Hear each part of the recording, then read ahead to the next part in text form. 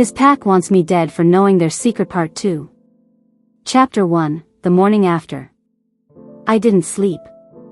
How could I? Every time I closed my eyes, I saw Marcus changing, bones stretching and reforming, skin giving way to fur. I saw those massive wolves surrounding us with intelligence burning in their eyes. I saw Jax looking at me like I was his entire world and his biggest mistake all at once. By the time the sun came up, I'd drunk 3 cups of coffee and worn a path in my kitchen floor from pacing. The shapes in the forest were still there. If anything, there were more of them now.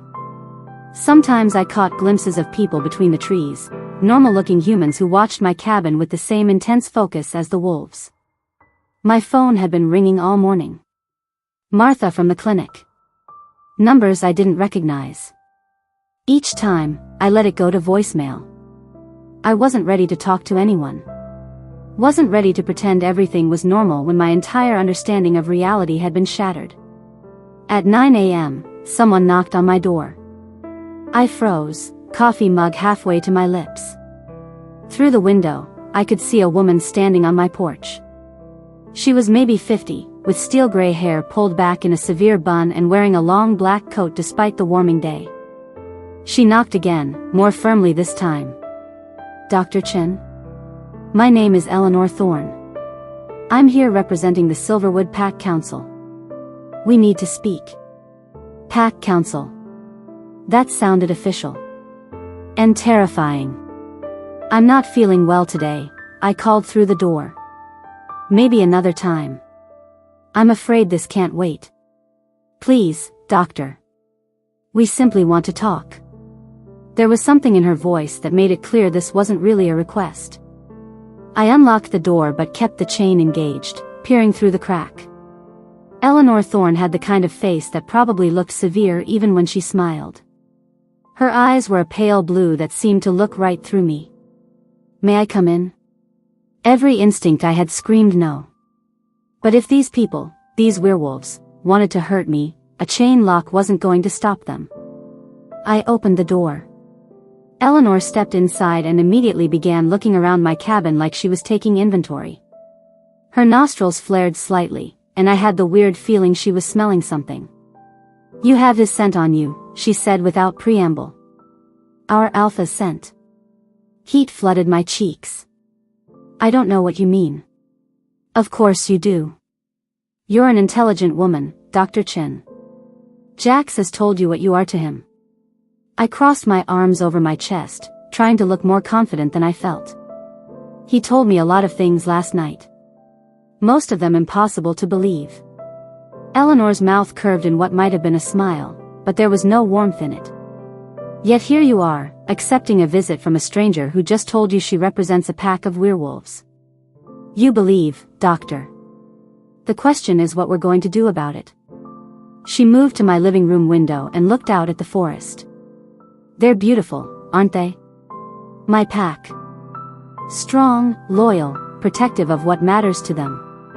What do you want? To understand you. To determine whether you're an asset or a liability. Eleanor turned back to me. Jack seems to think you're something special. Something worth protecting.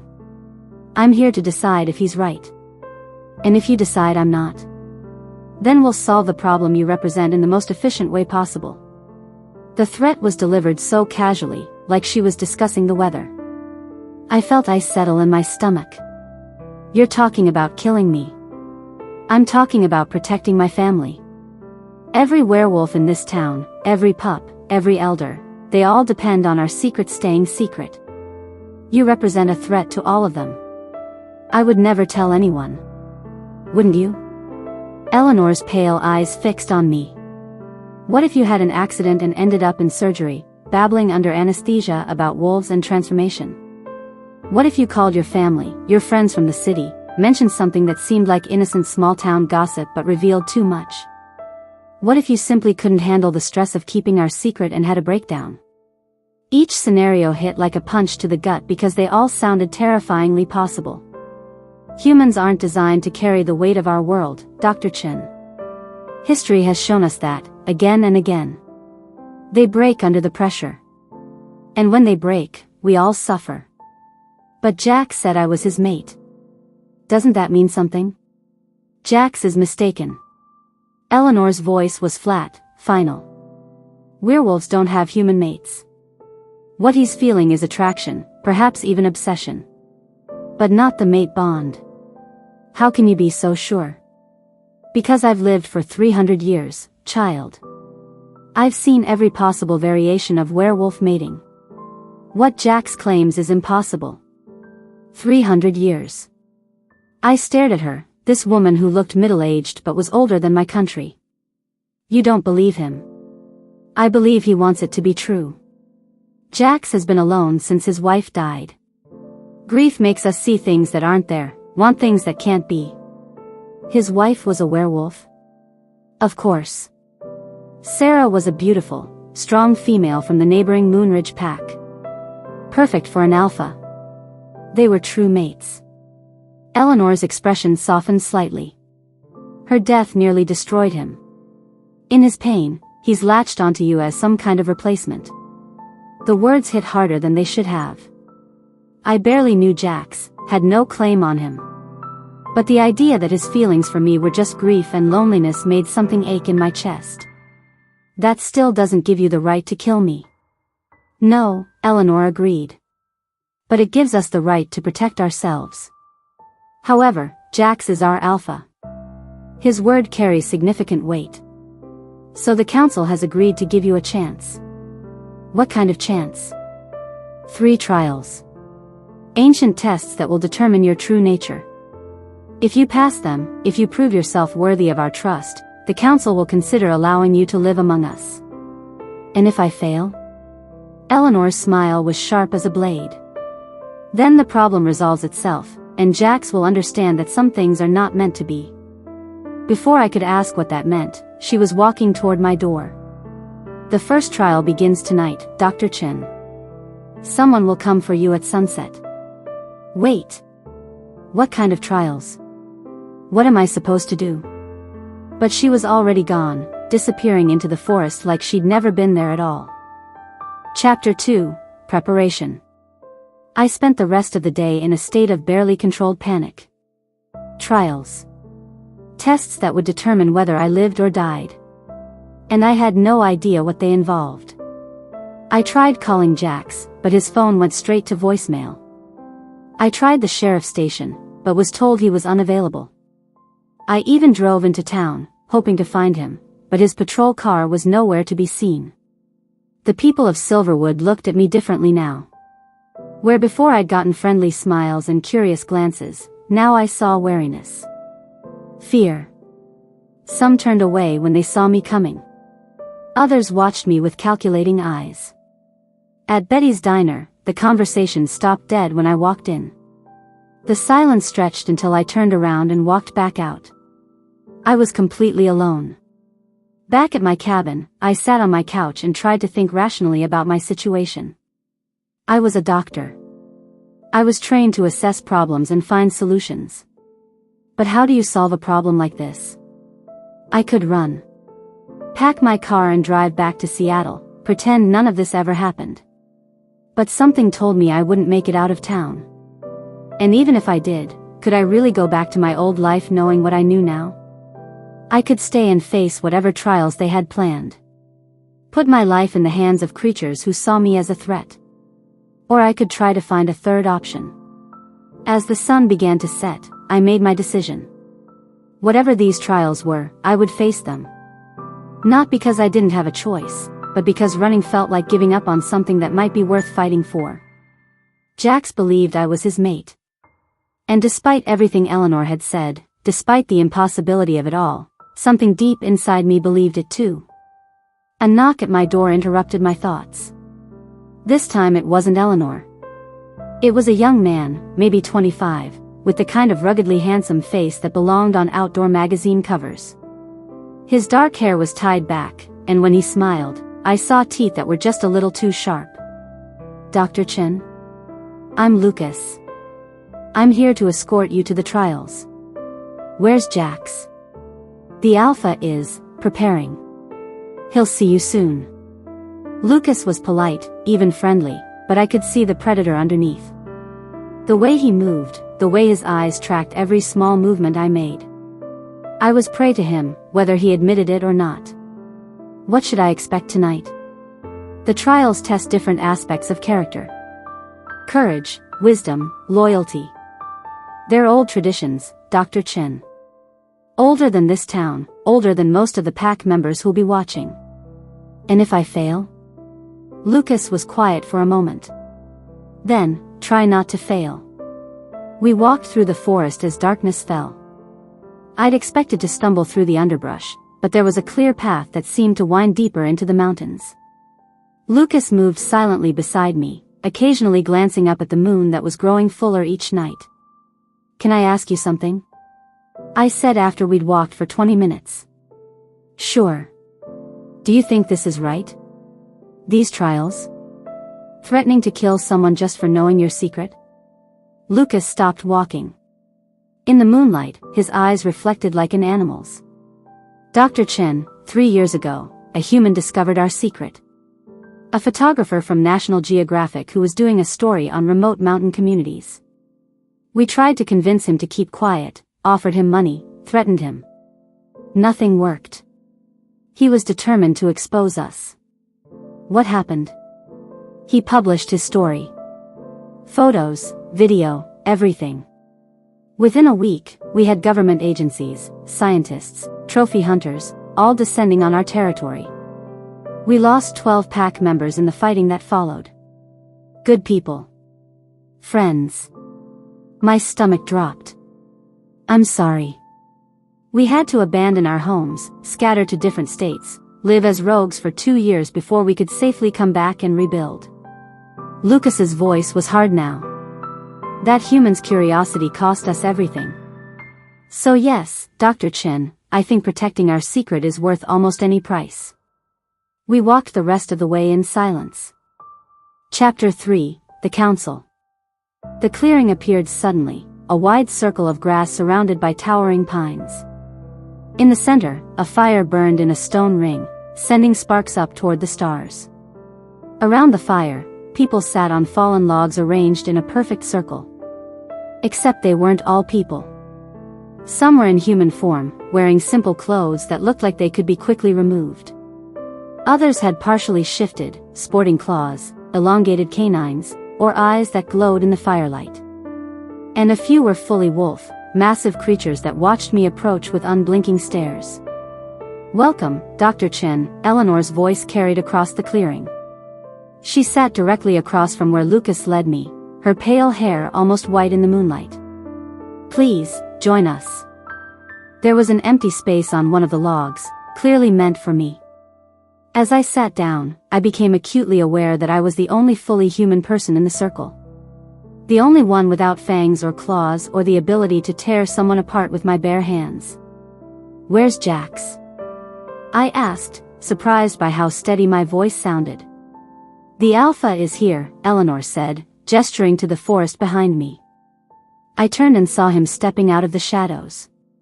But this wasn't the Jax I knew. This was something wilder, more dangerous. His eyes glowed with that same golden light I'd seen in the wolves. When he moved, it was with liquid grace that spoke of barely contained power.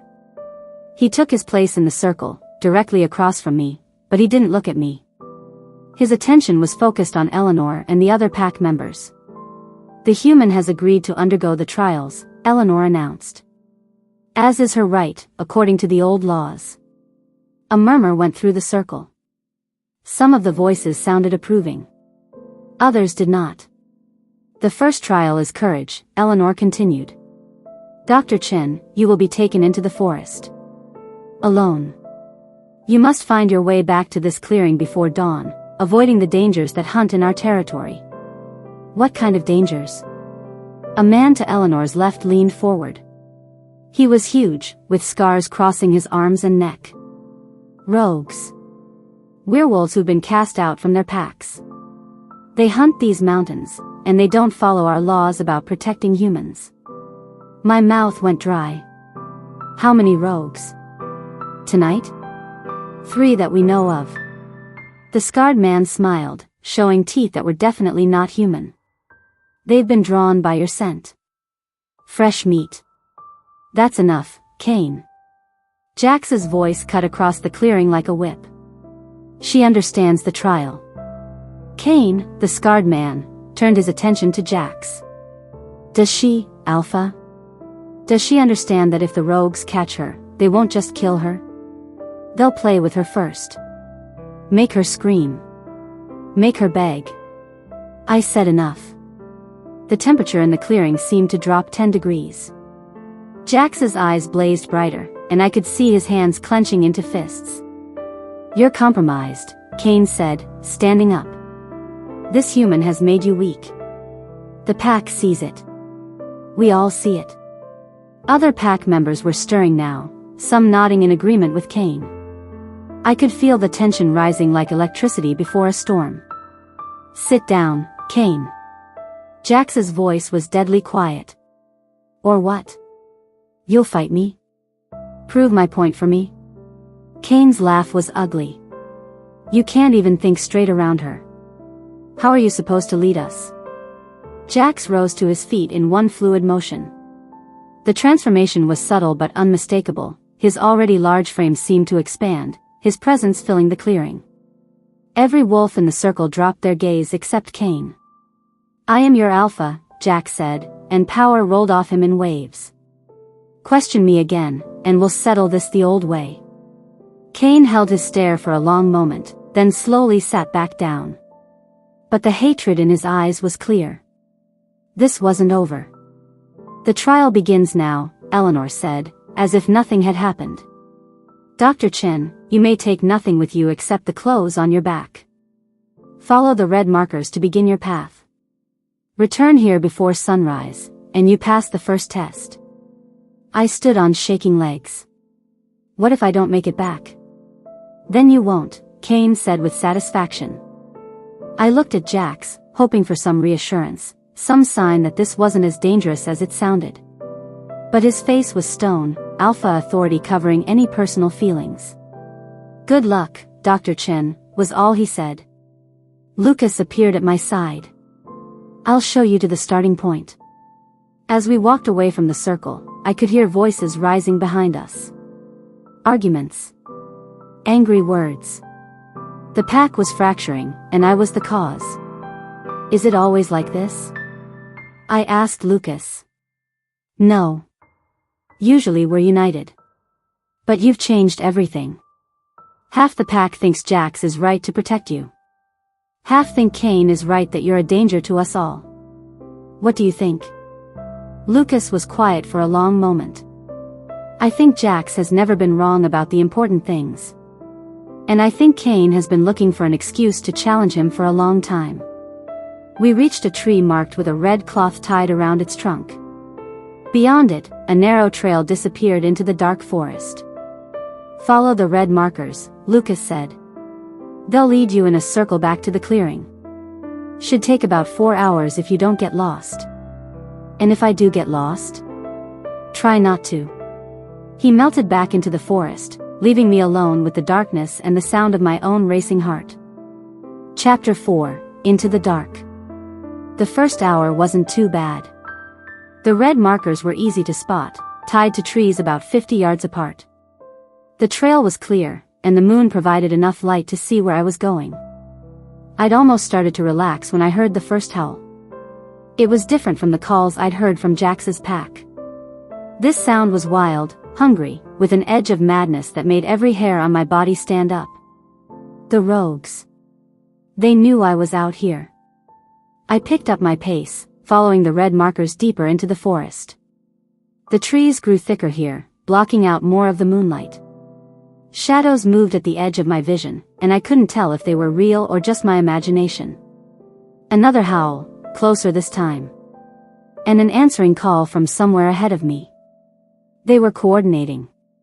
Hunting me like a pack. I started to run. The trail twisted and turned, leading me up rocky slopes and down into dark valleys. My city-soft legs burned with the effort, and my lungs struggled with the thin mountain air. But I kept going, following the red markers like breadcrumbs in a fairy tale. Except this wasn't a fairy tale. This was a nightmare where the monsters were real. A branch snapped behind me. I spun around but saw only darkness. When I turned back to the trail, a pair of yellow eyes were watching me from between the trees. The rogue was smaller than the wolves from Jax's pack, but no less terrifying. Its fur was matted and dirty, and there was something wrong with the way it moved. Like it was injured or sick. Or insane. It stepped onto the trail in front of me, lips pulled back in a snarl that showed teeth stained with old blood. When it spoke, its voice was distorted, like human words forced through a wolf's throat. Little human. Lost little human. I couldn't move. Couldn't breathe. Could only stand there as the creature stalked closer. Smells so good. Tastes so sweet. The rogue's tongue lolled out, tasting the air. Alpha's human. Special human. That broke through my paralysis. I grabbed a fallen branch from the ground, holding it like a baseball bat. Stay back. The rogue laughed, a sound like breaking glass. Fight? Little human wants to fight? It gathered itself to pounce, muscles bunching under its mangy fur. I raised the branch, knowing it would do nothing against a creature that could tear me apart. A massive black shape slammed into the rogue from the side, sending both of them tumbling off the trail. Snarls and yelps filled the air as they fought, a blur of fur and fangs and fury. When the sound stopped, only one wolf remained standing. Jax. Even in wolf form, I recognized those golden eyes. He was breathing hard, blood on his muzzle, but he looked unhurt. The rogue lay still at his feet. Jax. My voice came out as a whisper. He padded toward me slowly, deliberately non-threatening. But even trying to be gentle, he was terrifying. Huge and powerful and completely wild. When he reached me, he sat back on his haunches and looked up at my face. Those intelligent golden eyes were full of concern, of questions he couldn't ask in this form. Are you hurt? I asked. He shook his massive head once. Then he stood and moved to my side, pressing his shoulder against my legs. The message was clear, keep going. You can't help me, I said, understanding. This is supposed to be my trial. Another nod. But you'll keep the rogues away? A soft woof that might have been agreement. I reached down and buried my fingers in his thick fur. It was softer than I'd expected, warm and comforting. For just a moment, I let myself lean against him, drawing strength from his solid presence. Then I picked up my makeshift weapon and continued down the trail. Chapter 5, The Second Attack. Jax shadowed me for the next hour, staying just at the edge of my vision. I couldn't see him unless I looked directly, but I could feel him there. A guardian angel with teeth and claws. The forest began to change as I climbed higher. The trees were older here, massive trunks that blocked out the moon entirely. The red markers became harder to spot in the deeper darkness. I had to use my phone's flashlight to find them, the small beam of light feeling pitifully inadequate. That's when they struck. 2 rogues this time, coming from different directions. They'd learned from the first one's mistake, working together to separate me from my protector. The first rogue charged from my left, forcing me to dive right, straight into the path of the second one. I hit the ground hard, rocks tearing through my jacket and into my skin. The branch I'd been carrying flew out of my hands. The second rogue landed on top of me, its weight driving the air from my lungs. Up close, I could see the madness in its eyes, smell the rot on its breath.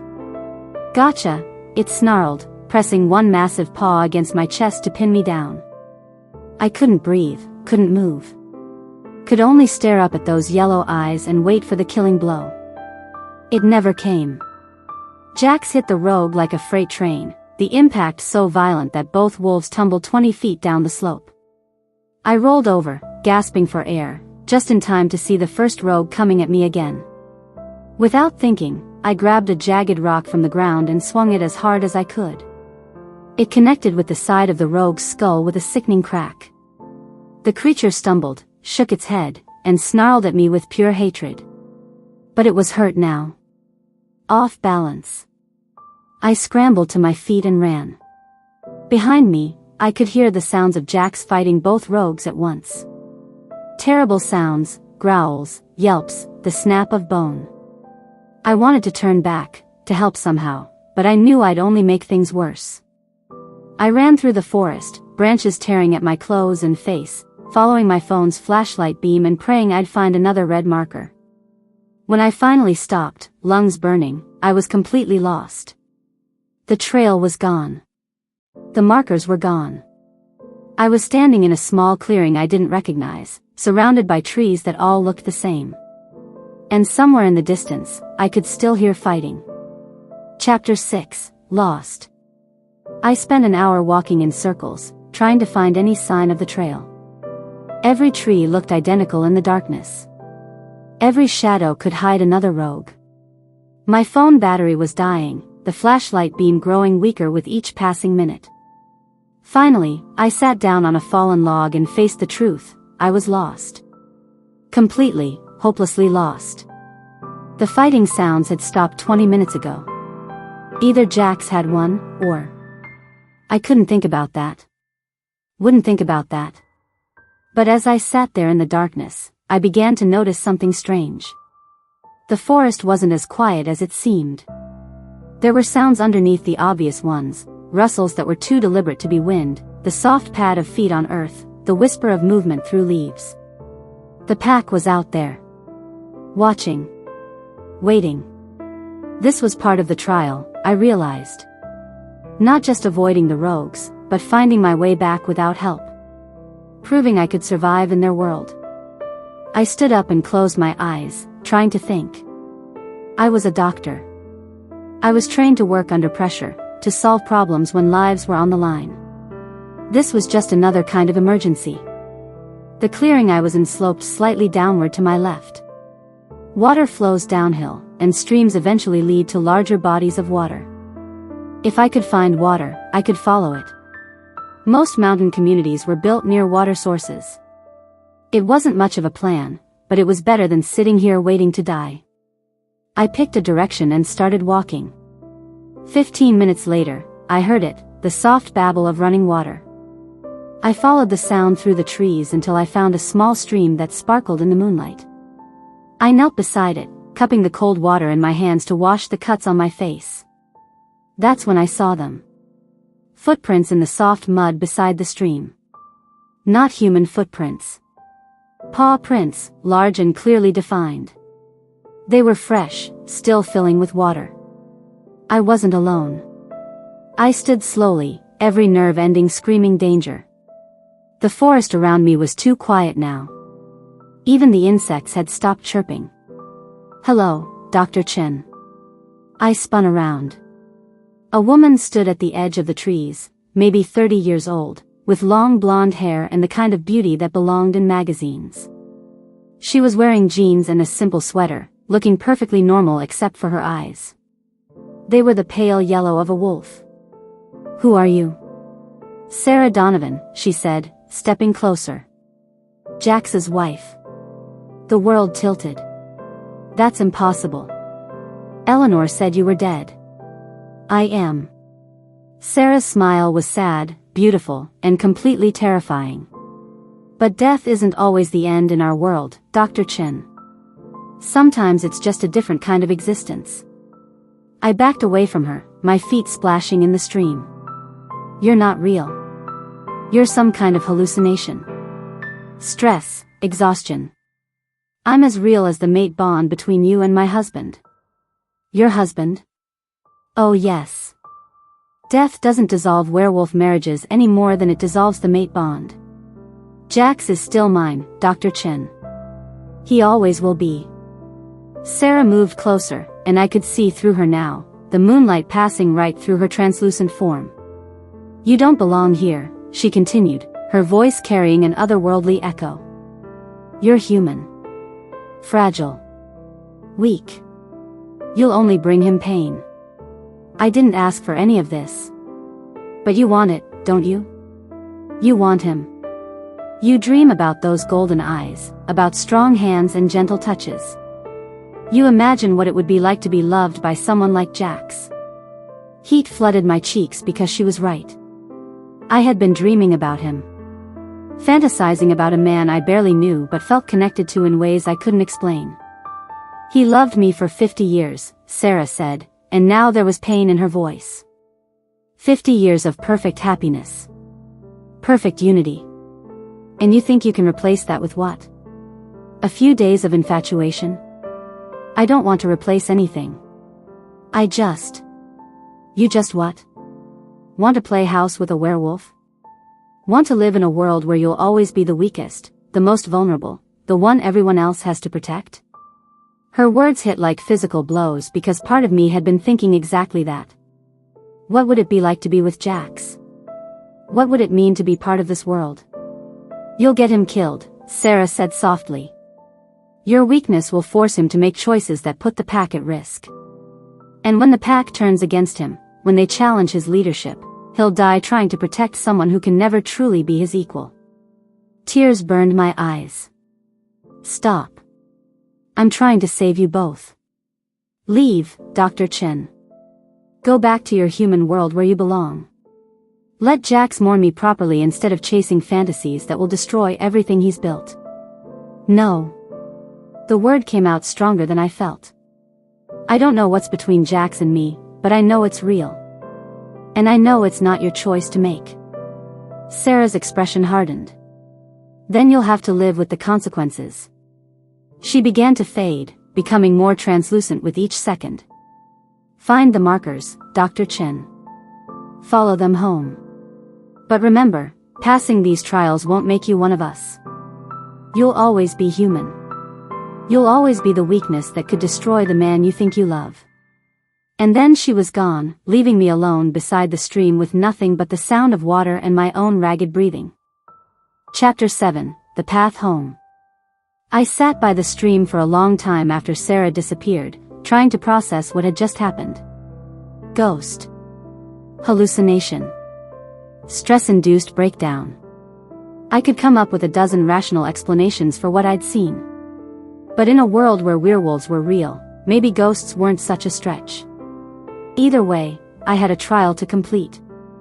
Dawn was still hours away, but I needed to find those red markers and get back to the clearing. Assuming I could find them at all. I followed the stream downhill, hoping it would lead me back toward familiar territory. The water chattered over rocks and fallen logs, a constant companion in the darkness. After 20 minutes, I saw something that made my heart leap. A red cloth, tied to a tree branch that hung over the water. I'd found the trail again. The markers led me through parts of the forest I hadn't seen before. Past a waterfall that crashed down from impossible heights. Through a grove where the trees grew in perfect circles. Across a meadow where wildflowers glowed silver in the moonlight. It was beautiful. Otherworldly. Like walking through a fairy tale. But I wasn't alone. I could sense them now, the pack members following my progress. Sometimes I caught glimpses of movement in my peripheral vision. Once, I heard the soft pad of paws on the trail behind me. They were watching, making sure I made it safely back. Making sure I didn't cheat. The realization that they were protecting me, even while testing me, made something warm bloom in my chest. Maybe not all of them wanted me dead. Maybe some of them were willing to give me a chance. The trail began to climb again, winding up a steep slope covered in loose rock. My legs ached, and I was breathing hard in the thin air. But I could smell smoke now, the campfire from the clearing. I was almost home. That's when I heard the scream. It came from somewhere ahead of me, human and filled with terror. Without thinking, I ran toward the sound, abandoning the trail and crashing through the underbrush. I found her in a small ravine about 100 yards off the path. A girl, maybe 16, backed against a rock wall while a rogue werewolf stalked toward her. She was dressed like a hiker, with a backpack and proper boots, but her gear wouldn't help her against what was hunting her. Hey! I shouted before I could think better of it. Over here. The rogue's head snapped toward me, yellow eyes gleaming with hunger. It was the largest one I'd seen yet, with scars covering its muzzle and one ear torn half off. 2 humans, it growled, lips pulling back from massive fangs. Lucky night. The girl sobbed, pressing herself harder against the rock. She couldn't be much older than 16, with dark hair and eyes wide with terror. I looked around for a weapon and found a heavy stick about the length of my arm. It wasn't much, but it was better than nothing. Leave her alone, I said, surprised by how steady my voice sounded. Take me instead. The rogue laughed, a sound like grinding glass. Take both. Play with both. Plenty of time before dawn. It started toward me, moving with that liquid grace all werewolves seem to have. I raised my stick, knowing it was useless but refusing to go down without a fight. Stop. The voice came from the darkness above the ravine. Jax appeared on the rocky edge, still in human form but radiating power that made the rogue freeze mid-step. This human is under my protection, Jax said, his voice carrying absolute authority. Touch her, and answer to me. She left the trail, the rogue snarled. Trial rules say. Trial rules say she has to return before dawn. They don't say how. Jax dropped into the ravine, landing silently beside me. The girl is an innocent. Let her go. Girl smells like pack, the rogue said, nostrils flaring. Hidden pack. Enemy pack. I looked at the teenager more carefully. Now that the rogue mentioned it, there was something familiar about her scent. Something wild and clean, like pine forests and mountain air. She's not from Silverwood, I said. Jax nodded grimly. Moonridge pack, if I had to guess. Question is, what's she doing on our territory? The girl finally found her voice. I'm looking for my brother. He left our pack 3 days ago, said he was coming here. My parents are worried sick. What's your brother's name? Jax asked. Marcus. Marcus Webb. The name hit me like a slap. Marcus Webb. The man from the car accident, the one I'd seen transform. He wasn't a visitor to Silverwood at all. He was a runaway from another pack. Your brother is fine, Jax told the girl. He's safe in our territory, under our protection. Can I see him? Not tonight. But I'll make sure he contacts you tomorrow. Jax turned to the rogue, who was still crouched and ready to attack. You have what you came for. Information about the Moonridge boy. Now leave. Want the humans, the rogue insisted. And I want a lot of things I can't have. Power rolled off Jax in waves, and I could see his human form starting to blur at the edges. Leave now, or I'll make you leave. The rogue stared at him for a long moment, weighing its options. Finally, it slunk backward into the shadows, but not before giving me one last hungry look. This isn't over, Alpha's pet, it hissed. Rogues remember. Rogues hunt. Then it was gone, leaving the three of us alone in the ravine. Thank you, the girl whispered, tears streaming down her face. I thought I was going to die. What's your name? I asked gently, falling back into my doctor persona. Emma. Emma Webb. I checked her over quickly. A few scratches, mild shock, but nothing serious. You're going to be okay. Jax was studying the girl carefully. Emma, you need to go home. Your parents are probably organizing search parties by now. But Marcus. We'll call you tomorrow. I promise. But you can't be here right now. It's not safe. Something in his tone made Emma nod quickly. Can you show me the way out? I'll have someone escort you to the border. Jax pulled out his phone and sent a quick text. Lucas will meet you at the top of the ravine. Within minutes, Lucas appeared at the edge of the rocks. He jumped down with inhuman grace and helped Emma climb back up to safety.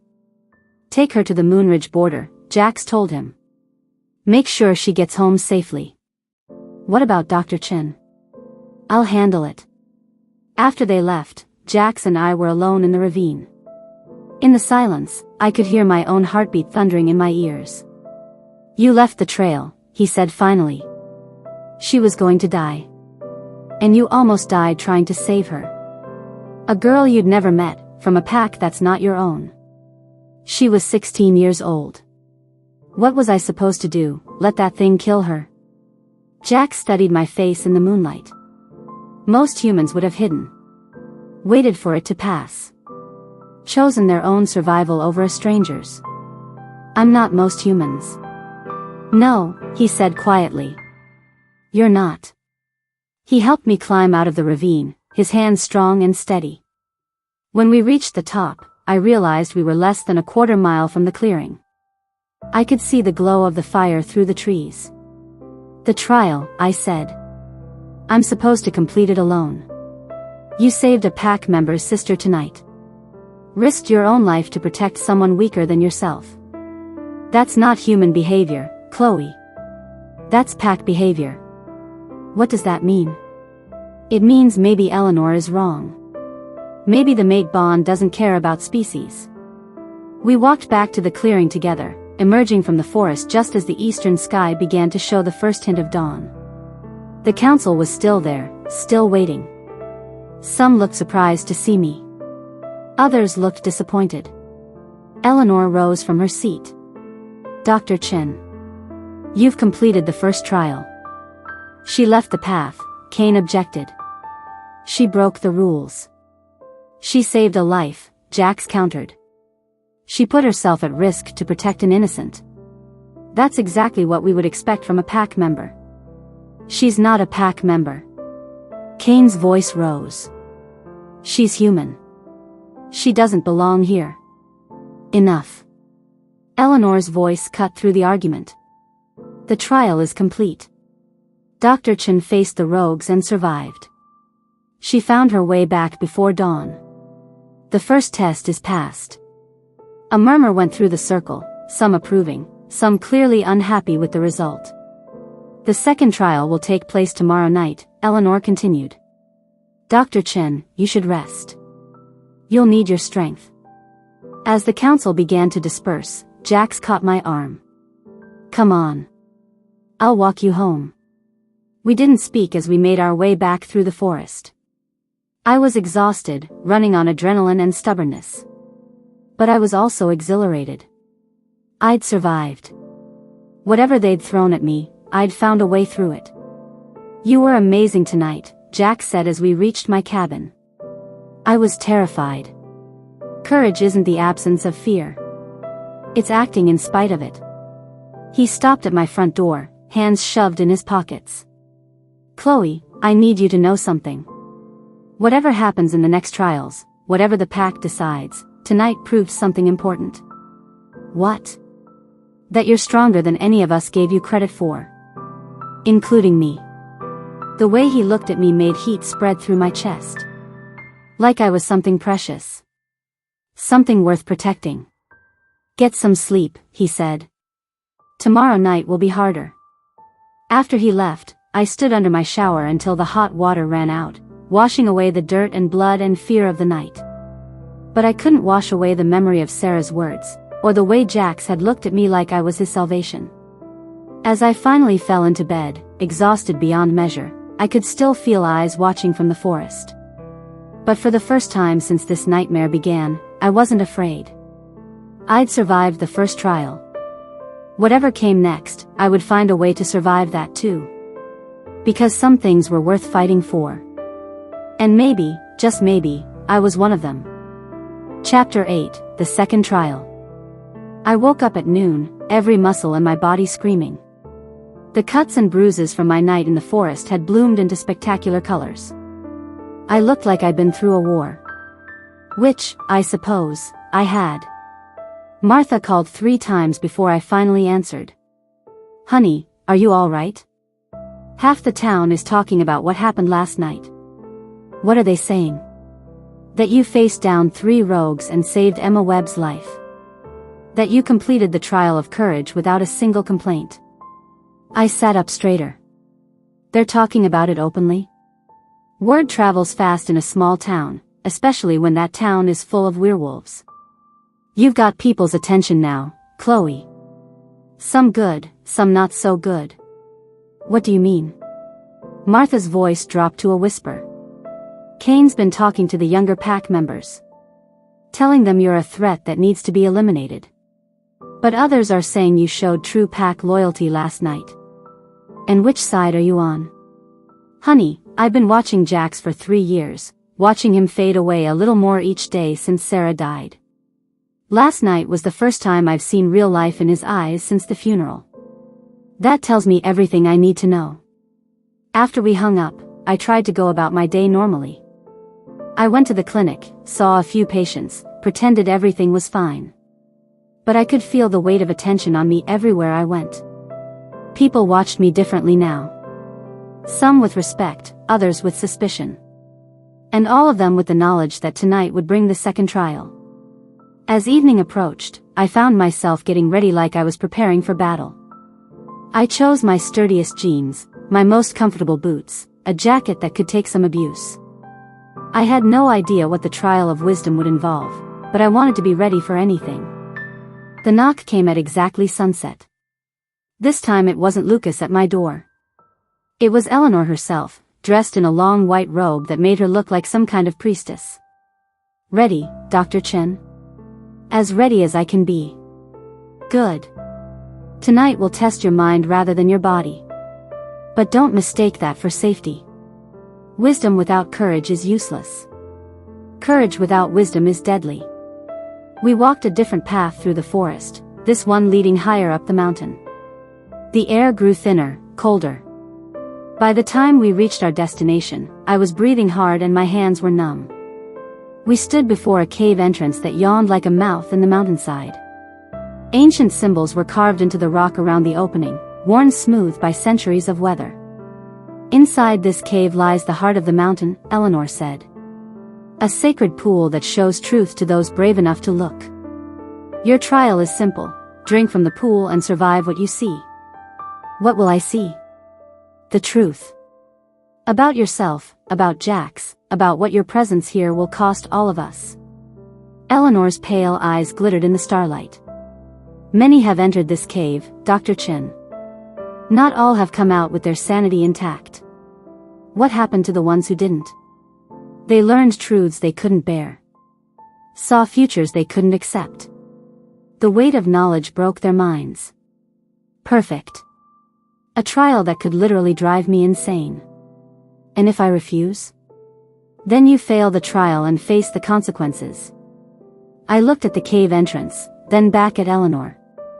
Will Jax be here when I come out? If you come out. When I come out. Eleanor's mouth curved in what might have been approval. He'll be here. Win or lose, live or die, he'll be waiting. I took a deep breath and walked into the cave. Chapter 9, The Heart of the Mountain. The cave was deeper than I'd expected, winding back into the mountain like a throat swallowing me whole.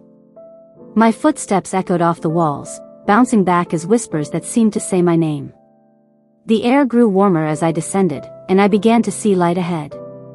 Not electric light or firelight, but something that glowed with its own inner radiance. The tunnel opened into a vast underground chamber. In the center, a pool of water reflected the light that seemed to come from the stone itself. The water was perfectly still, like black glass. This was the heart of the mountain. I approached the pool slowly, every instinct telling me to turn around and run. But I'd come too far to back down now. The water was warm when I cupped it in my hands.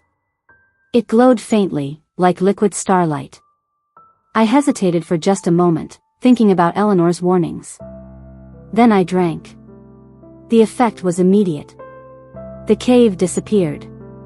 The world disappeared. I was floating in darkness, surrounded by swirling images that formed and reformed like living dreams. I saw Jax as a young man, laughing with a beautiful blonde woman who had to be Sarah. I watched them fall in love, get married, build a life together. I felt his joy like it was my own, pure and overwhelming. Then I saw the accident. Sarah's car sliding off an icy road, tumbling down a mountainside. I felt Jax's anguish as he held her broken body, felt his world shatter when she died in his arms. But the visions weren't finished with me. I saw myself arriving in Silverwood, saw the moment Jax first laid eyes on me. I felt what he felt, recognition, desire, and terror all mixed together. The mate bond snapping into place like a rubber band pulled too tight. Then the images shifted, showing me possible futures. In one, I saw myself leaving Silverwood, returning to Seattle to resume my old life. I watched Jax fade away completely, becoming a shell of himself, until Kane finally challenged him for leadership and won. I saw the pack fracture, saw good people die, saw everything Jax had built crumble to dust.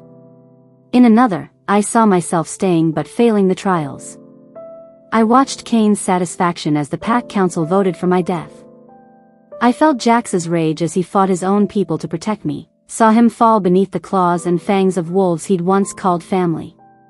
But there was a third future, barely visible, shimmering like a mirage.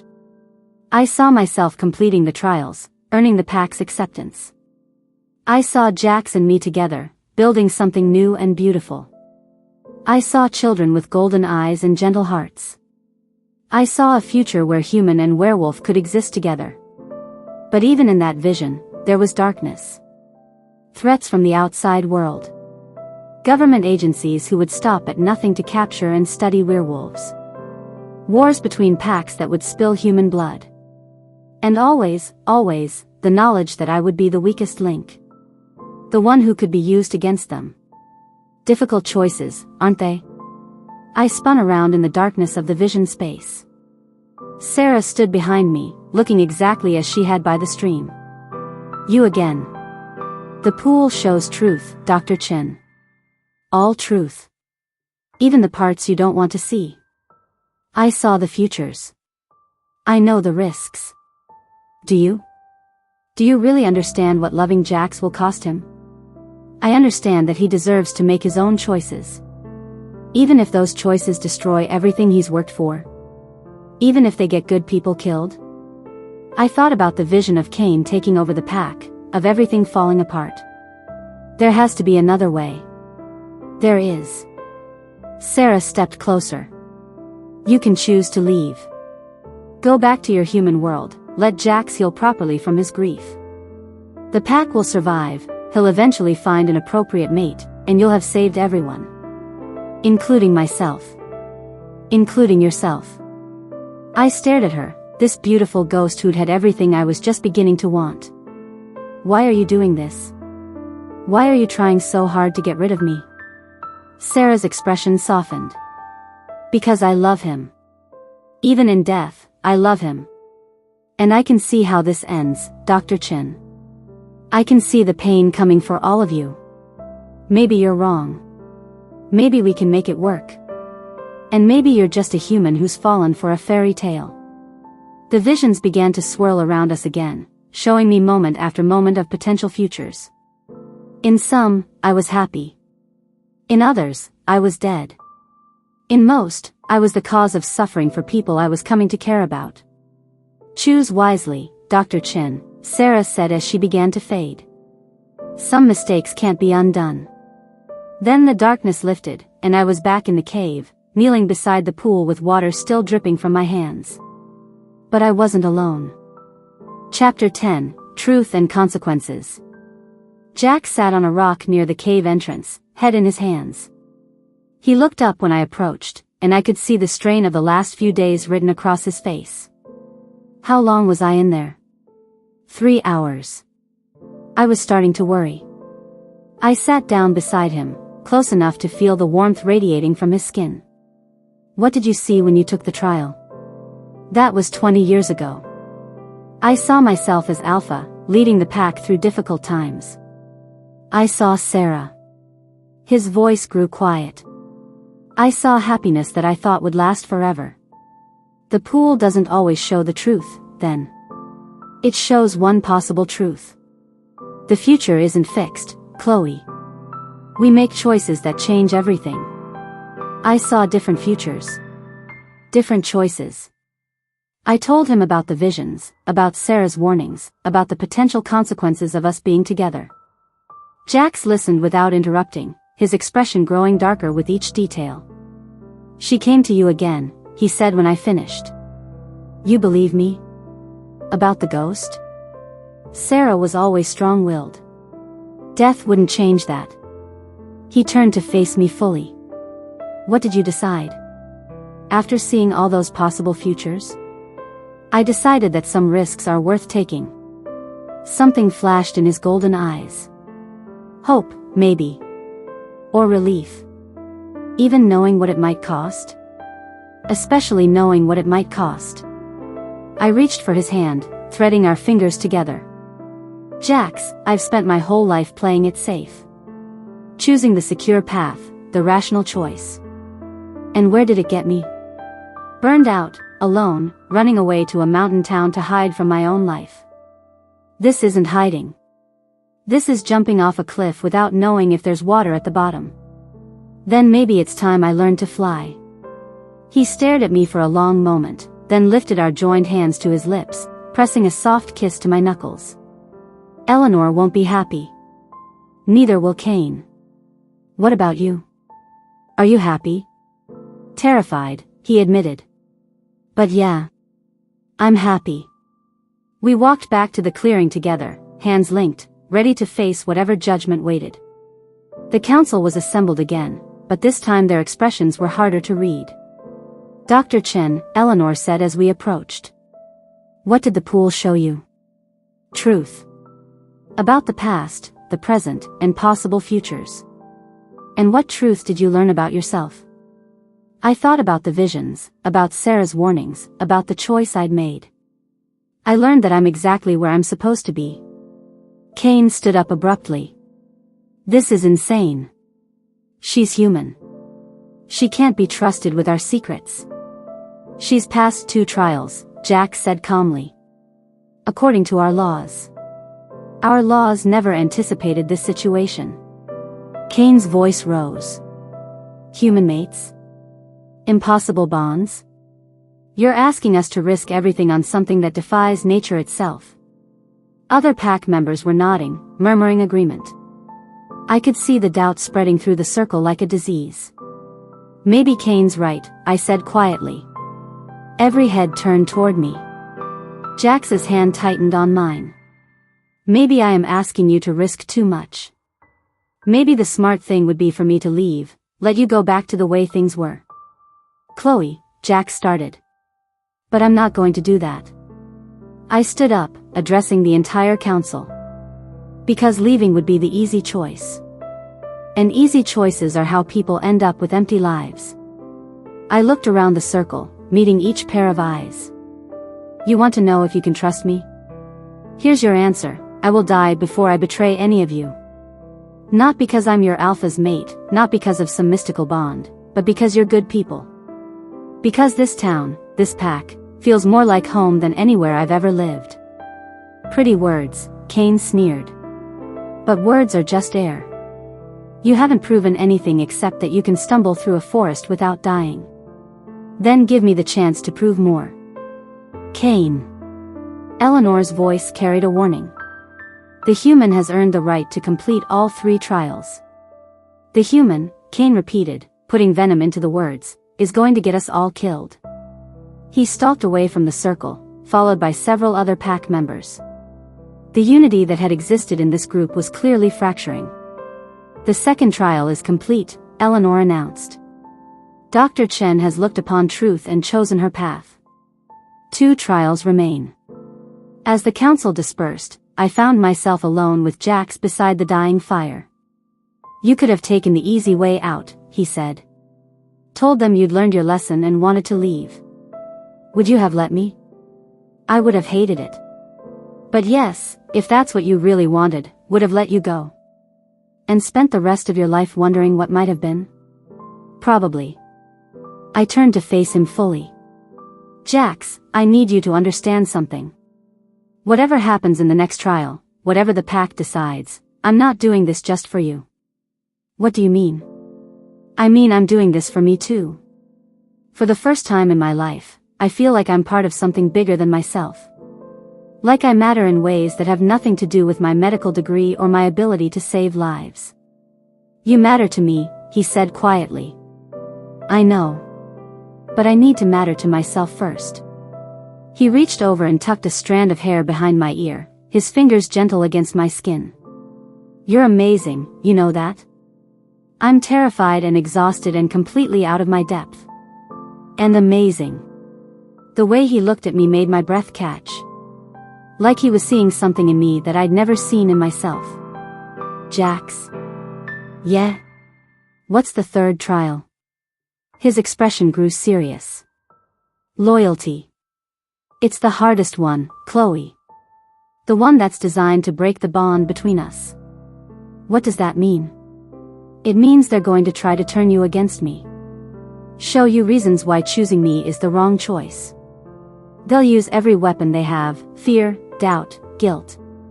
They'll make you question everything you think you feel. And if they succeed, then you walk away, and I accept the council's judgment." "What judgment?" Jax was quiet for a long moment, staring into the dying embers of the fire. "If you fail the trial of loyalty, it proves that the bond between us isn't real. And if the bond isn't real, then you're just a human who knows too much." The implications hit me like a physical blow. "They'll kill me. They'll try. And you'll let them?" "I'll fight for you until my last breath. But if the trials prove the mate bond is false..." He looked at me with eyes full of pain. "Then I'll have no legal right to protect you from pack justice." I stared at him, understanding finally sinking in. These trials weren't just about proving myself worthy. They were about proving that what we felt for each other was real. And if I failed, Jax would be forced to choose between me and everything he'd sworn to protect. "No pressure," I said weakly. "Chloe." He reached for my hands, holding them between his much larger ones. "Whatever they show you tomorrow night, whatever they try to make you believe, remember this moment. Remember how this feels." "What does it feel like to you?" "Like coming alive after being dead for 3 years. Like finding the missing piece of my soul." Heat spread through my chest, warm and bright and impossible to deny. "That's what it feels like to me too." He leaned closer, close enough that I could see the gold flecks in his eyes, smell the pine and mountain air that clung to his skin. "Then we'll get through this," he said. "Whatever it takes." When he kissed me, it was gentle at first. Soft lips, careful hands, like he was afraid I might break. But when I kissed him back, when I showed him I wasn't made of glass, everything changed. His arms came around me, pulling me closer. The kiss deepened, became hungry, desperate. Like we were both drowning and this was air. When we finally broke apart, we were both breathing hard. "I should go," he said, but he didn't move away. "Should. The pack is watching. If they see us together like this before the final trial." "I know." But neither of us moved. We sat by the dying fire, holding each other, storing up moments of peace before the storm. "Jax." "Whatever happens tomorrow night, I want you to know something." "What?" "I don't regret coming here. I don't regret any of it." He pressed his face against my hair, breathing me in. "Even if it gets us both killed?" "Even then." Chapter 11, The Gathering Storm. The next day passed like the calm before a hurricane. I went through the motions of my normal routine, but everything felt different. Charged. Like the whole world was holding its breath. More pack members came to the clinic that day than ever before. Some genuinely needed medical care, cuts that healed too slowly, headaches that wouldn't go away. Signs of stress in a community under pressure. Others came just to look at me. To study the human who might become part of their pack or might destroy their alpha. "You're causing quite a stir," Martha said as we closed up for the day. I didn't mean to. "Honey, sometimes the most important changes are the ones we don't plan for." That evening, I dressed carefully again. But this time I chose softer clothes, a flowing skirt, a sweater that Jax had complimented. If this trial was about testing my loyalty to him, I wanted to look like someone worth being loyal to. The knock came early this time. Before sunset, while the sky was still painted in shades of orange and pink. But it wasn't Eleanor or Lucas at my door. It was Kane. Dr. Chen. Time for your final trial. Where's Eleanor? Busy preparing. You're with me tonight. Every alarm bell in my head went off. Kane had made it clear he saw me as a threat. Having him escort me to the trial felt like walking into a trap. But what choice did I have? We walked through the forest in tense silence. Kane moved with predatory grace, and I had the constant feeling he was just waiting for an excuse to eliminate the problem I represented. Can I ask you something? I said as we climbed a steep slope. Sure. Why do you hate me so much? You don't even know me. Kane stopped walking and turned to face me. In the fading light, his eyes already showed the golden glow of his wolf. I don't hate you, Dr. Chen. I hate what you represent. Which is change. Chaos. The end of everything we've built here. He started walking again, faster now. Jax was a good alpha before you came. Strong, focused, dedicated to the pack above all else. Now look at him. Distracted, compromised, making decisions based on emotion instead of logic. Maybe some decisions should be based on emotion. Spoken like a human. Emotion gets wolves killed, Dr. Chen. Emotion makes us weak. We reached a different clearing than the one I'd been to before.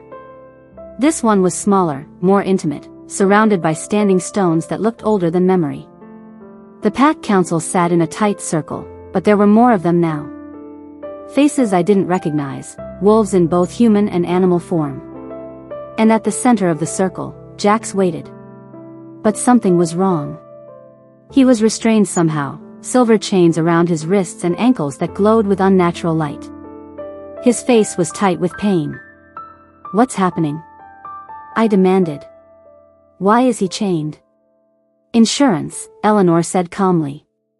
To ensure he doesn't interfere with your trial. You're hurting him. Silver burns werewolves, Kane said with satisfaction. Keeps us weak, manageable. Your precious alpha is helpless until the trial is complete. Rage flooded through me, hot and bright. Let him go. Complete the trial successfully, and we will.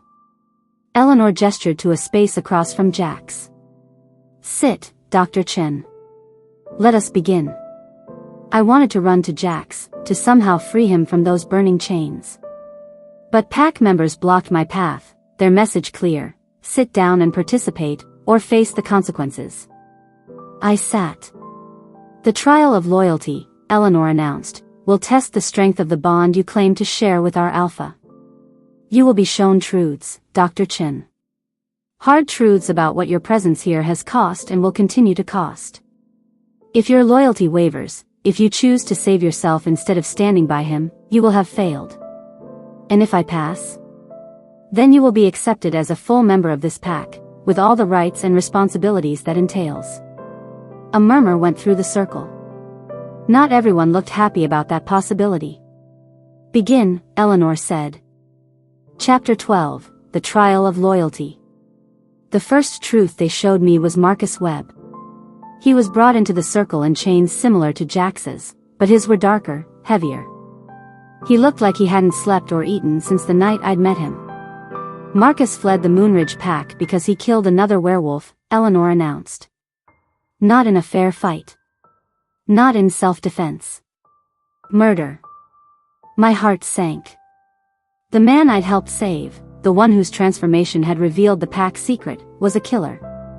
The Moonridge pack wants him returned for justice, Eleanor continued. But our alpha has given him sanctuary. Because of you.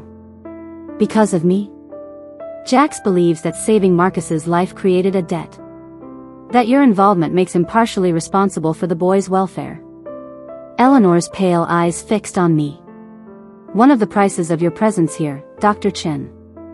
Our alpha making dangerous choices to honor bonds that shouldn't exist. Marcus lifted his head, and I saw the desperation in his golden eyes. Dr. Chen, please. I made a mistake, but I don't deserve to die for it. The other wolf was going to hurt someone innocent. I had to stop him. He's lying, Kane said flatly. The wolf he killed was trying to prevent Marcus from attacking a human child. Marcus has been turning rogue for months, losing himself to bloodlust. I looked between them, trying to determine who was telling the truth. Both stories sounded plausible. Both painted Marcus as either hero or monster. What do you want me to do? I asked. Choose, Eleanor said. Convince our alpha to turn Marcus over to Moonridge Justice, or accept responsibility for harboring a murderer. Your first test of loyalty, will you help your mate make the hard choice, or will sentiment override wisdom? I looked at Jax, still chained and silent. His face gave nothing away, but I could see the pain the silver was causing him. Every second those chains stayed on was agony. I need to examine Marcus, I said finally. What? Kane's eyes narrowed. This isn't a medical consultation. If he's turning rogue, there will be physical signs. Bloodlust leaves traces. Let me check. Eleanor considered this. Very well. But make it quick. I knelt beside Marcus, falling back on my medical training. His pupils were normal, not dilated. His breathing was steady. His hands, when I checked them, showed old scars but no fresh wounds. When did you last shift? I asked quietly. 2 days ago. Any loss of memory? Blackouts? Uncontrolled aggression? No. Nothing like that. I looked at his fingernails. They were clean, well kept. Not what I'd expect from someone losing themselves to animal instincts. He's not going rogue, I announced, standing up. Whatever happened with the other werewolf, it wasn't bloodlust. Marcus is in complete control of himself.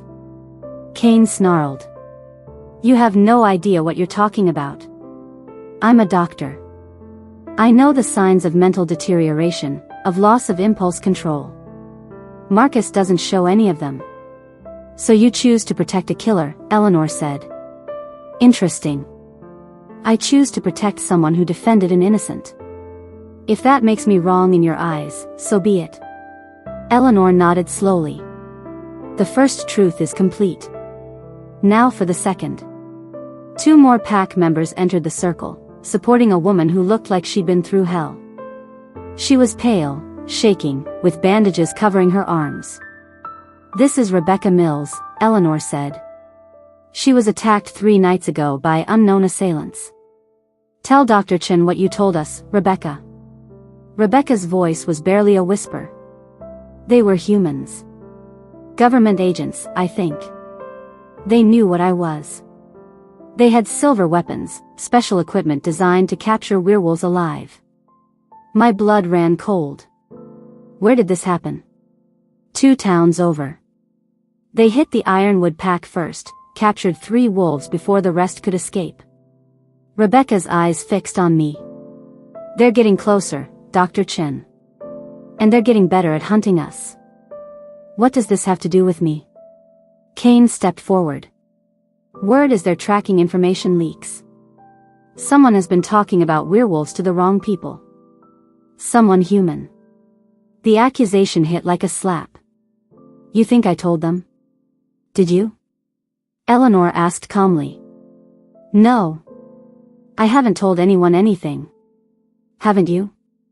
Kane pulled out a phone, my phone, and began reading from the screen. Text message to Jessica Martinez, sent yesterday at 3:42 p.m. This town is full of secrets, Jess. I can't explain yet, but I think I've stumbled into something incredible. My heart stopped. I had sent that text, right after my first night with the pack. A moment of excitement that I'd shared with my best friend. That doesn't mean anything. I didn't tell her about werewolves. Phone call to Dr. Andrew Kim at Seattle General. Kane continued reading. Duration, 14 minutes. Transcript includes the words unbelievable healing rates and impossible recovery times. Should I go on? I was talking about my patients. Medical observations. To humans who might investigate further. Who might ask questions. Kane's smile was triumphant. Face it, Dr. Chen. You can't help yourself. Humans talk. They share. They investigate. It's your nature. I looked around the circle, seeing doubt growing in faces that had been friendly before. Even Marcus was looking at me with suspicion now. I would never deliberately endanger any of you. But you already have, Eleanor said sadly. Without meaning to, without realizing it, you've started a chain reaction that could destroy us all. That's not fair. I didn't know. Ignorance isn't a defense, Kane interrupted. The damage is already done. I felt the walls closing in around me. Everything I said, every defense I offered, only seemed to make things worse. What do you want me to do? Leave, Kane said simply. Tonight. Disappear. Let us handle the cleanup from your mistakes. And if she refuses? Jack spoke for the first time since the trial began, his voice rough with pain from the silver chains. Then we handle the problem permanently. The threat hung in the air like smoke. I could see pack members choosing sides, the unity Eleanor had spoken of completely shattered. Choose, Dr. Chen, Eleanor said. Your freedom, or his life. Because if you stay, if you continue to insist on this impossible bond, Kane will challenge Jax for leadership of the pack. And in his current state, weakened by his feelings for you, Jax will lose. I looked at Jax, saw the truth in his golden eyes. He was compromised. His feelings for me had made him vulnerable. And Kane was ready to exploit that weakness. How long do I have to decide? Until dawn. Use the time wisely, Dr. Chen. Think about what matters most, your desires, or the lives that hang in the balance. The council began to disperse, but Jax remained chained in the center of the circle. I started toward him, but Kane blocked my path. Trial isn't over yet, human. No contact with the Alpha until you've made your choice. This is cruel. This is necessary. I was escorted back to my cabin by 2 pack members I didn't recognize. They didn't speak to me, didn't look at me. Just walked me home and took positions in the forest around my property. Guards. Or captors. At this point, what was the difference? Chapter 13, The Weight of Choice. I sat in my kitchen as the hours crawled by, turning the choice over and over in my mind. Leave and save Jax from Kane's challenge, or stay and risk everything on a bond that might not even be real. At midnight, my phone rang. Jessica's name flashed on the screen. For a moment, I considered not answering. But I needed to hear a friendly voice, needed some connection to the world I understood. Chloe. Finally. I've been trying to reach you for days. Sorry, Jess. It's been complicated. Tell me about it. This town sounds amazing from your texts. What kind of secrets were you talking about? My blood turned to ice. This was exactly what Kane had been talking about. Human curiosity. Human nature to dig deeper, ask questions, investigate. Nothing important. Just small-town gossip. Come on, you know me better than that. You sounded genuinely excited about something. What kind of incredible thing did you stumble into? I closed my eyes, feeling the trap closing around me. Even now, even knowing what was at stake, Jessica was pushing for more information. And part of me wanted to tell her. Wanted to share this impossible, beautiful, terrifying thing I'd discovered. I can't explain it over the phone, Jess. Then I'll come visit. I've got vacation time built up, and honestly, you sound like you could use some friendly company. No. The word came out sharper than I intended. I mean, I'm still settling in. Maybe in a few months. Jessica was quiet for a moment. Chloe, are you okay? You sound stressed. I'm fine. Just tired. You're sure? Because if something's wrong, if you need help. I'm fine, I repeated, but I could hear the lie in my own voice. After we hung up, I stared at my phone and felt the weight of Kane's accusations. Jessica would come if I asked her to. She'd investigate, ask questions, dig into things she didn't understand. Not out of malice, but out of love for me. And she wouldn't be the only one.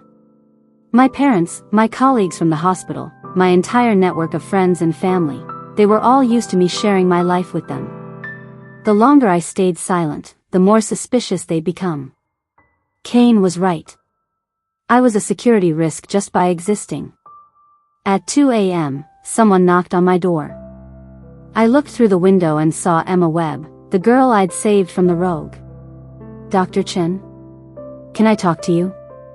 I let her in, noting the way she moved with inhuman grace despite her young age. Born werewolf, then. Not like Marcus, who must have been turned later in life. "I wanted to thank you," she said, settling onto my couch. "For saving me. For helping my brother." "How is Marcus?" "Scared. The Moonridge Pack wants him back, and everyone knows what that means. Death? Worse. They'll make an example of him. Public execution, designed to show what happens to wolves who break pack law." I thought about the young man I'd seen chained in the circle, desperate and afraid. "Do you believe he murdered someone?" Emma was quiet for a long moment. "Marcus isn't a killer. But he's always been protective. If he thought someone was going to hurt an innocent, especially a child." She shrugged. "He might do something stupid to stop it. Like kill another werewolf. Like sacrifice himself to save someone weaker." It painted a different picture of Marcus's crime. Not bloodlust or madness, but the same protective instinct that had made Jax fight his own pack to defend me. "Emma, can I ask you something?" "Sure. Do you think what's between Jax and me is real? The mate bond?" Emma tilted her head, studying me with eyes that were far too old for her teenage face. "I can smell it on you. His scent, but also something else. Something that says, mine, in a way that goes deeper than choice. Eleanor says human mates are impossible. Eleanor is 300 years old. She's seen a lot, but she hasn't seen everything." Emma leaned forward. "Dr. Chen, there are stories. Old stories about the first werewolves, about how our kind began. Some say we came from the union of human and wolf, that the very first of us were born from impossible love. Stories. Maybe. Or maybe Eleanor is wrong about what's possible." A new knock interrupted us. Emma tensed, nostrils flaring. "Kane," she whispered. "He's here with others." The door opened without invitation. Kane entered with 4 other pack members, all of them showing signs of partial transformation. Claws, fangs, eyes that glowed in my kitchen light. "Time's up, Dr. Chen. What's your choice?" I stood up, Emma moving to stand beside me. "I haven't decided yet." "Yes, you have." Kane smiled, showing those 2 sharp teeth. "Your phone calls, your texts, your natural human instinct to share and investigate, they've already made the choice for you." "What do you mean?" "Check your messages." With shaking hands, I picked up my phone. 7 missed calls from Jessica. 3 from my parents. 2 from Dr. Kim at the hospital. And 1 text message that made my blood turn to ice. "Chloe, something's wrong. Government agents came to the hospital asking about you. They had photos, questions about your medical observations. They're coming to find you. Get out of there now. Andrew." Kane's smile widened. "Your human friends are worried about you. So worried that they've contacted authorities. Federal authorities who specialize in investigating unusual phenomena." I started toward him, but Kane stepped between us. "I didn't tell them anything. You didn't have to. Humans are predictable, Dr. Chen. They see patterns, ask questions, demand answers. Your silence has only made them more suspicious." Emma grabbed my arm. "Dr. Chen, you need to run. If federal agents are coming, where would I go?" I asked helplessly. "They'll follow me wherever I hide." "Exactly," Kane said with satisfaction. "Which means you've become exactly what we feared, a threat that keeps growing until it destroys us all. Kane.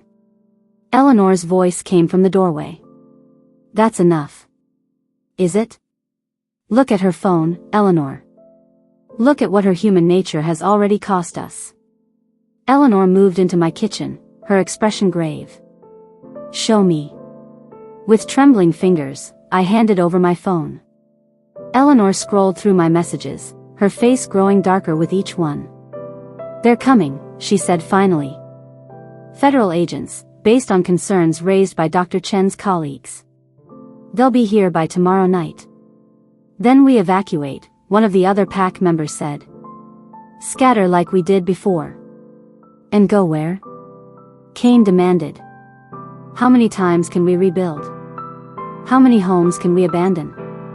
We fight, Emma said fiercely. Protect our territory. Against federal agents with silver weapons and capture equipment? They're not rogues, girl. They're organized, well-funded, and they know exactly what they're hunting. The arguments swirled around me, but all I could think about was Jax, still chained and helpless, watching his pack fracture because of me. Stop, I said quietly. The arguing continued. Stop. I shouted, and the kitchen fell silent. You want me to choose? Fine. I choose. I looked around the room, meeting each pair of eyes. I choose to leave. Tonight. I'll disappear, draw the federal agents away from Silverwood. You can tell them I was mentally unstable, that I made up stories about werewolves. They'll follow me instead of staying here. Chloe, Emma started. It's the right choice. The logical choice. I won't be responsible for destroying your home. Kane's smile was victorious. Smart girl. Finally thinking like a survivor instead of a romantic. There's just one condition, I continued. You're not in a position to make conditions, Kane said. I am if you want my cooperation. I straightened my shoulders, channeling every bit of authority I'd learned in the ER. You let Jax go. Remove those chains, and I'll leave peacefully. Absolutely not. The Alpha stays restrained until you're gone. Then I don't leave. I stay right here and wait for the federal agents to arrive. Wonder what they'll think when they find a werewolf chained with silver in my kitchen. The standoff stretched for a long moment. I could see Kane weighing his options, calculating whether he could force me to leave without causing more problems. Fine, Eleanor said. We remove the Alpha's restraints, and you leave immediately. Deal. We walked back to the stone circle in tense silence. The entire pack was assembled now, maybe 40 people in various states of transformation. They watched me with expressions ranging from pity to hatred to something that might have been respect. Jax was exactly as I'd left him, silver chains burning into his skin. When he saw me approaching, hope flashed in his golden eyes. Remove his restraints, Eleanor commanded. The chains fell away, and Jax sagged with relief. The silver had left angry red marks on his wrists and ankles, wounds that should have healed instantly but remained raw and painful. You've made your choice, human. Time to go. Let me say goodbye. Goodbyes will only make this harder. Please. Eleanor nodded once. 5 minutes. I ran to Jax, throwing my arms around him as he struggled to his feet. He held me tight, his face buried in my hair. I'm sorry, I whispered. I'm so sorry. Don't apologize. You're doing the right thing. It doesn't feel right. It feels like giving up. Sometimes the brave choice is the one that hurts most. I pulled back to look at his face, memorizing every detail. The strong jaw, the high cheekbones, the eyes that had shown me a world I never knew existed. Will you be okay? I'll survive. I always do. That's not what I asked. His smile was sad, beautiful, and full of pain. Ask me in 100 years. Time's up, Kane announced. Dr. Chen, your escort is waiting. I looked around and saw Lucas standing at the edge of the circle, his expression carefully neutral. Where will you take me? Wherever you want to go, he said. As long as it's far from here. I took one last look at Jax, memorizing the way he stood like a king even in defeat, the way his eyes tracked my every movement like he was trying to memorize me too. Goodbye, I whispered. This isn't goodbye, he said, and there was something in his voice that sounded like a promise. This is see you later. I let Lucas lead me away from the circle, away from the pack, away from the man who'd shown me what it felt like to be someone's entire world. But as we reached the tree line, Emma appeared beside me. Dr. Chen, wait. Lucas paused. Emma, you shouldn't be here. There's something you need to know, she said urgently. About the federal agents. About who really called them. My heart stopped. What? I heard my parents talking. The report didn't come from your friends. It came from someone inside our pack. Someone who wanted you gone and knew exactly how to make it happen. Who? Emma's eyes darted toward the circle, toward Kane standing triumphant beside Eleanor. Kane has contacts in the human government. From his time in the military, before he joined our pack. He made the calls himself, created the threat he's now using to force you out. The betrayal hit like a physical blow. He set me up. Chapter 14, The Performance. I walked back into the circle like I was walking to my own execution.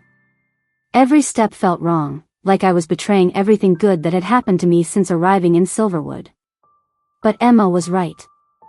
This was the only way. I've made my decision, I announced, my voice carrying across the clearing.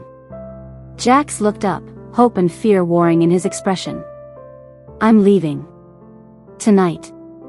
This was all a mistake. The words felt like poison in my mouth, but I forced them out. Kane was right. I'm human. I don't belong in your world, and trying to pretend otherwise has only caused pain for everyone. Chloe, Jack started to stand. No. I held up my hand, not trusting myself to look at him directly. Let me finish. I thought what I felt for you was real, but it was just fascination. Attraction to something exotic and dangerous. It wasn't love. It wasn't a mate bond. It was just a human woman making stupid choices. Each lie cut deeper than the last. I could see the pain growing in Jax's eyes, could see him struggling to understand what was happening.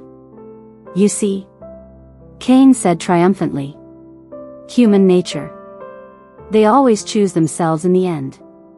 I'm sorry, I said, finally meeting Jax's gaze. I'm sorry for the trouble I've caused.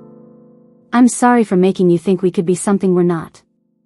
Wise choice, Eleanor said, but she didn't look happy about it. Lucas, escort Dr. Chen to. Wait. Emma stepped into the circle, her young face set with determination. The trial isn't complete. Kane frowned. What do you mean? She's made her choice. She's confessed to lying about the mate bond. But what about the other lies? What other lies? Emma pulled out a phone, Kane's phone, I realized with shock. The lies about who really contacted the federal authorities. Kane's face went deadly pale. Give me that. This phone contains call logs to a federal number in Washington, D.C. calls made 3 days ago, right after Dr. Chen's first night with the pack. Emma's voice carried across the clearing. Kane didn't just know about the federal agents coming. He invited them. The clearing erupted. Pack members surged to their feet, voices raised in anger and confusion. Kane lunged for Emma, but Lucas caught him, holding him back with inhuman strength. That's impossible. Kane snarled. I would never betray the pack. Wouldn't you? Emma continued reading from the phone. Text message to Agent Sarah Morrison. The situation in Silverwood is escalating. Subject has full knowledge of local population's nature. Recommend immediate intervention. Sent at 11:47 p.m., 3 nights ago. Kane, Eleanor's voice was deadly quiet. Is this true? I was protecting us. That human was going to destroy everything. By inviting federal agents to our territory? by eliminating the threat before it could spread. Kane broke free from Lucas, his form beginning to shift. That human has compromised our alpha, turned him weak. Someone had to make the hard choice. The hard choice? Jax was on his feet now, power radiating from him in waves. You invited our enemies into our home. You betrayed everything we stand for. I saved us from your poor judgment. You used federal agents as your personal army. Emma threw Kane's phone into the fire, where it began to melt. How long have you been working with them, Kane? How many packs have you helped them find? The accusation hung in the air like a physical thing. Pack members were backing away from Kane now, recognition dawning in their eyes. He's been moving around a lot, one of the elders said slowly. Different packs every few years. Always some reason why he had to leave. Always arriving just before trouble found his previous pack, another added. Kane looked around the circle, seeing his support evaporating. You're all fools. That human will destroy you just like she's destroying your alpha. The only thing destroying this pack is you, Jack said, and his voice carried the full weight of alpha authority. Kane Morrison, by the old laws, I name you traitor and exile. You have until sunrise to leave our territory. You can't exile me. Kane's transformation was accelerating now, human features blurring into something wild and dangerous. I challenge you, Jax Donovan. I challenge you for leadership of this pack. Challenge accepted, Jax said without hesitation. No. I stepped between them before I could think. This is exactly what he wants. Can't you see? He's been planning this all along. Chloe, get back. He's been working with federal agents, manipulating the pack, creating the exact situation that would let him challenge you when you're emotionally compromised. Kane laughed, the sound ugly and distorted. Too late, human. Challenge has been issued and accepted. By dawn, either he's dead or I am. Then I guess we'd better make sure it's you, I said, turning to face him fully. Kane's yellow eyes widened. What? You heard me. I'm staying. I'm claiming my place in this pack, and I'm standing by my mate. I looked around the circle, meeting every pair of eyes. Kane lied to all of you. He manipulated you into turning against your alpha, used your fears against you. Are you really going to let him win? The challenge stands, Eleanor said firmly. Alpha law is absolute. Fine. But I'm not leaving. Win or lose, I'm exactly where I belong. Jack stared at me, understanding dawning in his golden eyes. The trial. You were supposed to fail it. I did fail it. I chose to save myself, to abandon you. But that was the performance, not the truth. You lied to the pack. I lied to protect the pack. From the real traitor. Kane snarled, his transformation nearly complete now. Clever little human. But it doesn't matter. When I kill your mate, when I become alpha, the first thing I'll do is tear your throat out. You'll have to catch me first. Kane lunged. But he never reached me. Jax intercepted him mid-leap, and the two wolves crashed together with bone-jarring force. They rolled across the clearing, a blur of fur and fangs and fury. The challenge had begun. He's been planning this since the night you discovered our secret. Kane doesn't just want you gone, Dr. Chin. He wants Jax weakened, compromised, ready to fall. Why are you telling me this? Because Jax saved my brother's life when Marcus came to us. Because you saved mine. Because some of us believe the old stories about impossible love. I looked back at the circle, where Kane was clearly savoring his victory. Where Jax stood alone, abandoned by the woman he'd risked everything to protect. What can I do? Even if Kane created the threat, those federal agents are still coming. There might be a way, Emma said quietly. But it's dangerous. And you'd have to trust me completely. What kind of way? The kind that requires you to fail the trial of loyalty on purpose. Lucas stepped forward. Emma, what are you planning? Something that's going to save us all. If Dr. Chen is brave enough to try it. I thought about Jax, chained and helpless.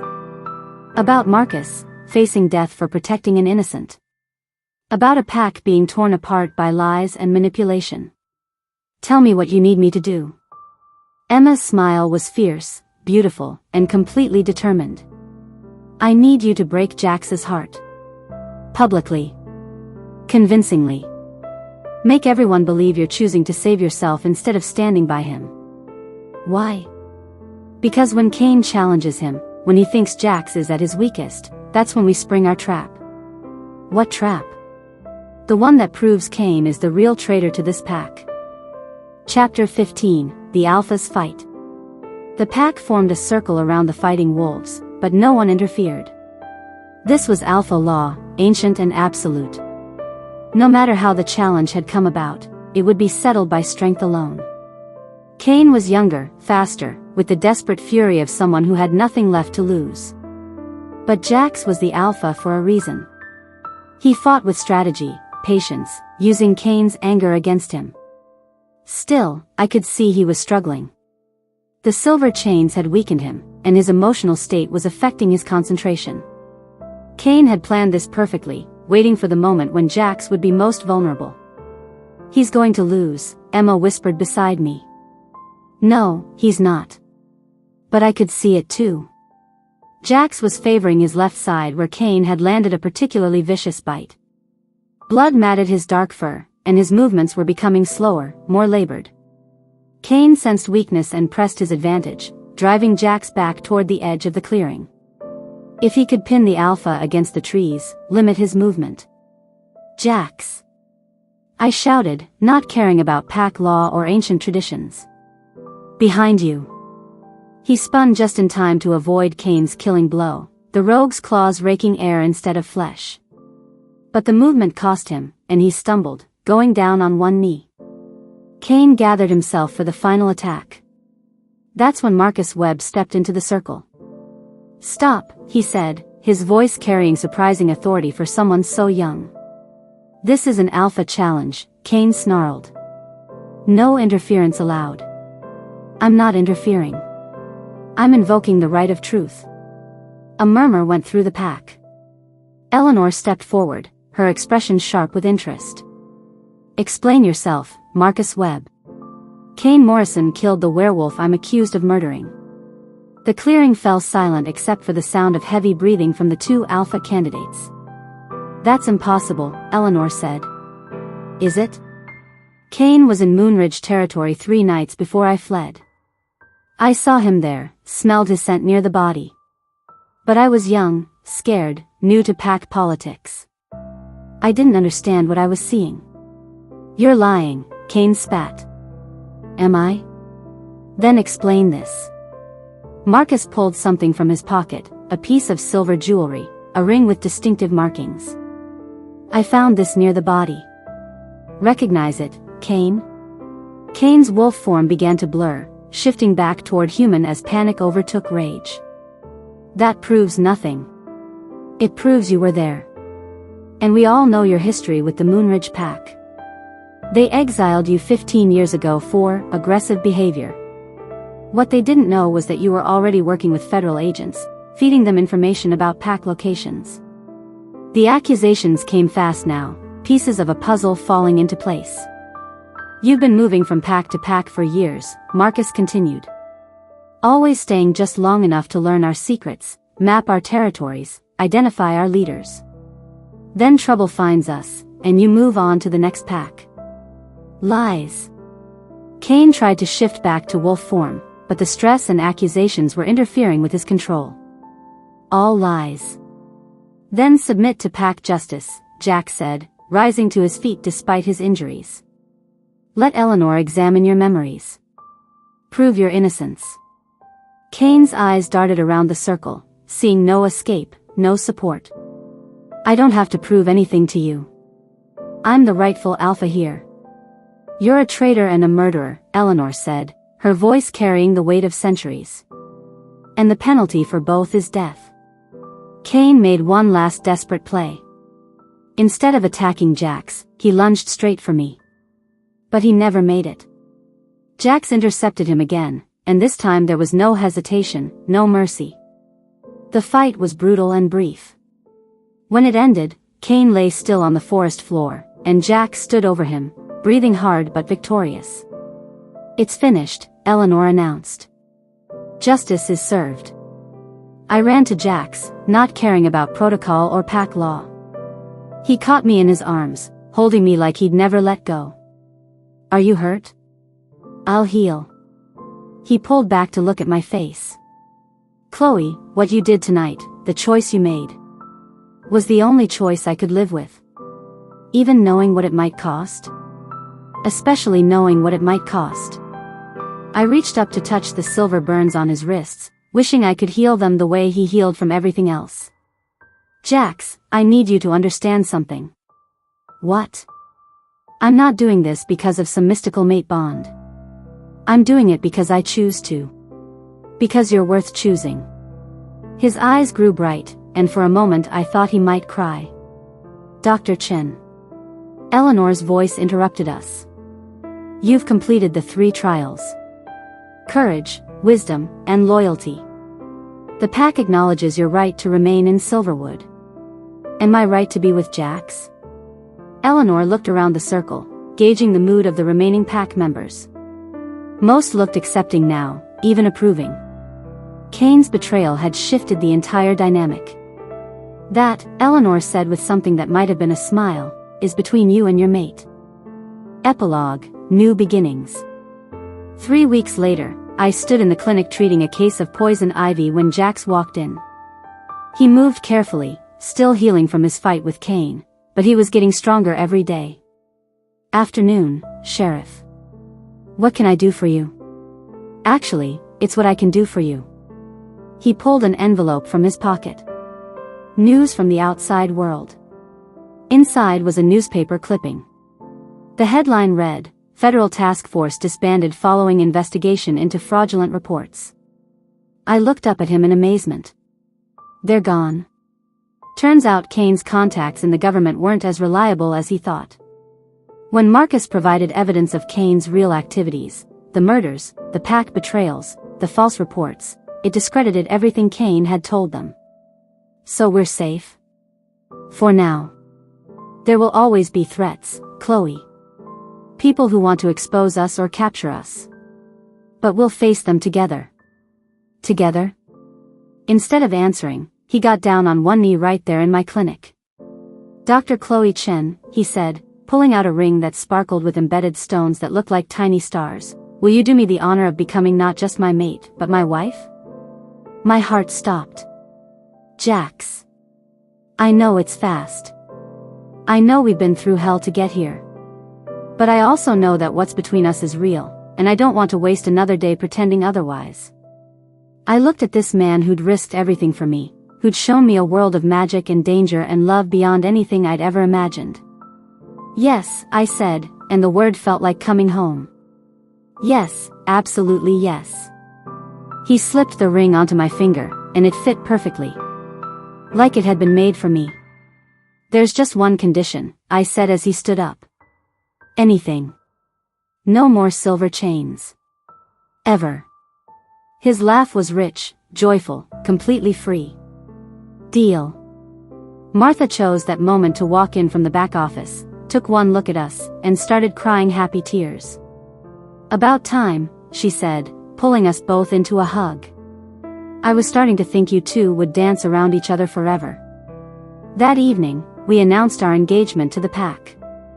The celebration lasted until dawn, with music and laughter and the kind of joy that comes from surviving something terrible together.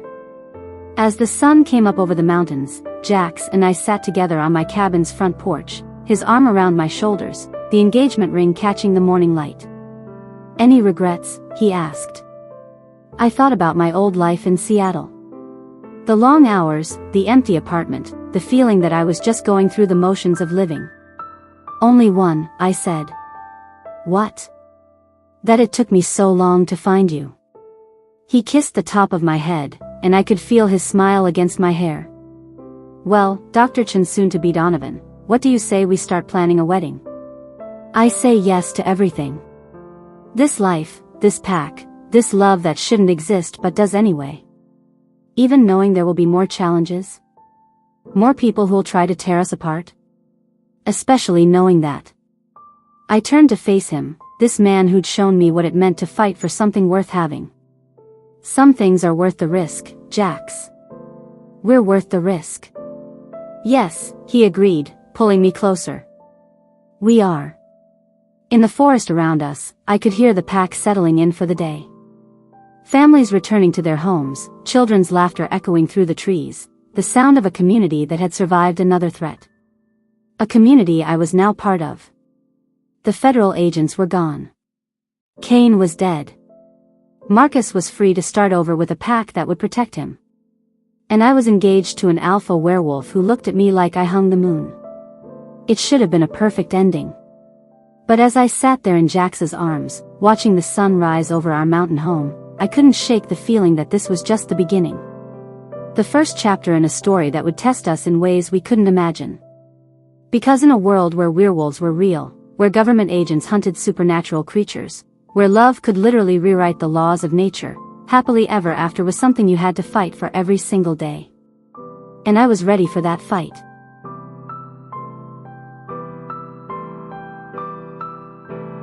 End of Part 2. To be continued in Part 3. The mountain morning was peaceful, but in the distance, a lone wolf howled. Not from Jax's pack, not from any pack they knew. Something new was coming to Silverwood. Something that would test the bond between human and werewolf in ways neither Chloe nor Jax could anticipate. The trials were over, but the real test was just beginning.